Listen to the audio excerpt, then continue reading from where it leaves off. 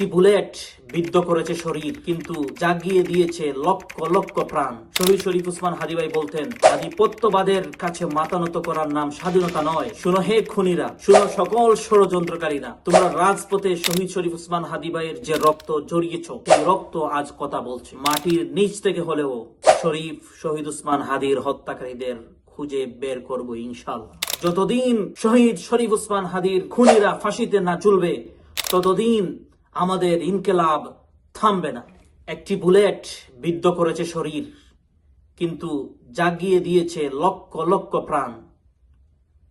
তারা ভেবেছিল শহীদ শরীফ উসমান হাদীকে হত্যা করলেই বুঝি সব শেষ, কিন্তু তারা জানে না শহীদদের কখনো মৃত্যু হয় না, শহীদদের রক্ত কখনো শুকায় না, তা বরং বিপ্লবের বারুদ হয়ে ফিরে আসে বারবার। তার কি অপরাধ ছিল? তার অপরাধ ছিল শুধু একটাই, তিনি মেরুদণ্ড সোজা করে নতুন রাজনীতি করছিলেন। তিনি বিদেশি প্রভুদের চোখ রাঙানিকে ভয় পাননি। তিনি ফ্যাসিবাদ এবং ফ্যাসিবাদের দূষর, ফ্যাসিবাদের স্টাবলিশমেন্টদের বিরুদ্ধে প্রাচীর হয়ে দাঁড়িয়েছিলেন।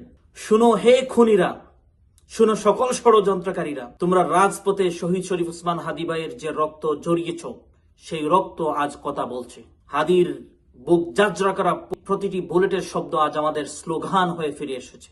তোমরা ভেবেছ বিচারহীনতার সংস্কৃতি দিয়ে পার পেয়ে যাবে, কিন্তু এই বাংলাদেশ আর আগের বাংলাদেশ নয়। আমরা মাটির নিচ থেকে হলেও শরীফ শহীদ উসমান হাদীর হত্যাকারীদের খুঁজে বের করব ইনশাআল্লাহ। আমরা কোনো তদন্ত কমিটির প্রহসন মানি না, আমরা কোনো কালক্ষেপণ মানব না। আমাদের দাবি একটাই, রক্তের বদলে রক্ত, প্রাণের বদলে প্রাণ, আইনের সর্বোচ্চ প্রয়োগের মাধ্যমে। যতদিন বিচার হবে না, ততদিন এই রাজপথ শান্ত হবে না।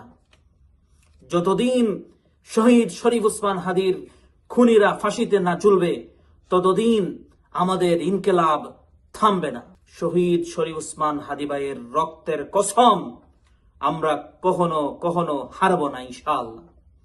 আমরা ক্লান্ত হব না, আমরা আপোষ করব না। শহীদ শরীফ উসমান হাদীর বিচার আমরা নিশ্চিত করবই ইনশাআল্লাহ। ইনকিলাব জিন্দাবাদ, আধিপত্যবাদ নিপাত যাক, শরীফ শহীদ উসমান হাদী জিন্দাবাদ।